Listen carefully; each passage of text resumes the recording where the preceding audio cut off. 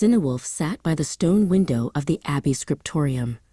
The world outside was changing, and the morning air smelled of wood smoke and old ink. He dipped his quill into the dark well, ready to capture the heartbeat of his land.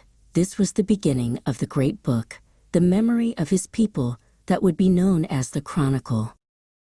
His apprentice, young Osric, hurried into the scriptorium. His arms were piled high with fresh sheets of dried calfskin, soft as a cloud and ready for the weight of history. "Will we write about the giants and the dragons, master?" the boy asked with wide eyes. Cynewulf smiled, for the boy's wonder was the fuel that kept the candles burning. "We write what is true," Cynewulf replied. But that winter, truth was a heavy burden to carry. Osric watched from the high tower as the frost gripped the fields and the sky turned the color of bruised iron. The years of the great winter were hard, and the ink seemed to freeze in the pot before it could touch the page. Then came a day of thunderous hoofbeats and urgent shouts.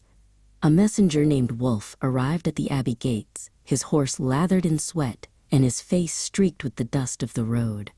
He brought news of ships with dragon heads appearing in the northern mists. Cynewulf's hand trembled slightly as he recorded the warning in the margin. King Ward did not hide behind stone walls when the news reached the palace. He was a man who understood that a kingdom is made of people and their stories, not just towers and gold. He called for his shield and his horse, his eyes fixed on the horizon where the danger lay.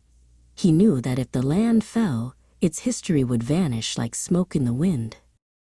Before marching to the coast, the king came to the scriptorium to see the progress of the book. He laid a heavy, calloused hand on Cynewulf's shoulder. "Write it all," the king commanded softly. "Write the losses and the victories. For if we are forgotten by the future, it is as if we never stood at all." The years turned like pages in the wind. Cynewulf wrote through the long, quiet nights, the scratching of his pen the only sound in the silent abbey. He wrote of the great peace that followed the struggle, and how the charred fields eventually bloomed once more with gold-tipped wheat and wildflowers. Osric was no longer just a carrier of parchment or a filler of inkwells. Under Cynewulf's watchful eye, he began to form his first letters on the page. His fingers were often stained with indigo and gold, as he learned that the stroke of a pen was as sharp and as important as the edge of any sword. Eventually, Cynewulf's eyes grew dim, and his hands began to tire after decades of service. He called Osric to his side and handed him the final, finest quill. "The book is not finished, and it never will be," the old man whispered. "It is a river that must keep flowing long after I have reached the sea." Centuries passed, and the names of the kings became echoes in the halls, but the book remained.